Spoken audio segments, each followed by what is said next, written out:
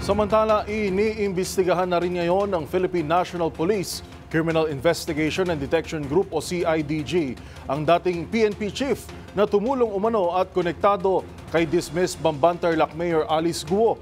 Narito ang buong detalye sa ulat ni Kyle Bulyas.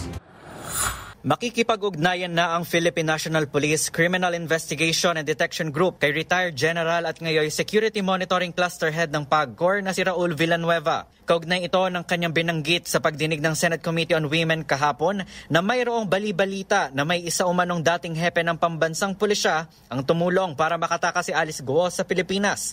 Sa panayam ng DZRH, sinabi ni CIDG Chief Police Major General Leo Francisco na may direktiba na si PNP Chief General Romel Marbil na magkaroon na ng koordinasyon kay Villanueva para beripikahin ang naturang impormasyon.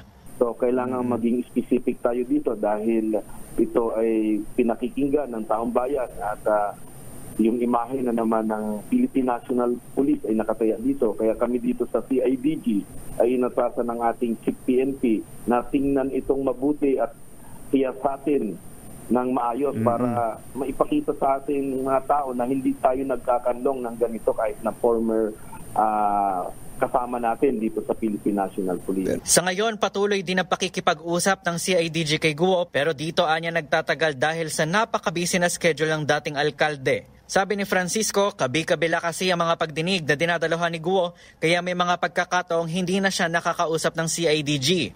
Tiniyak naman ni Francisco na sasailalim sa masusing balidasyon ang pahayag ni Villanueva para alamin kung may katotohanan ba ito at may kaukulang mga ebidensya. Para sa MBC TV Network News, ito si Kyle Bulyas, una sa Pilipinas, una sa Pilipino.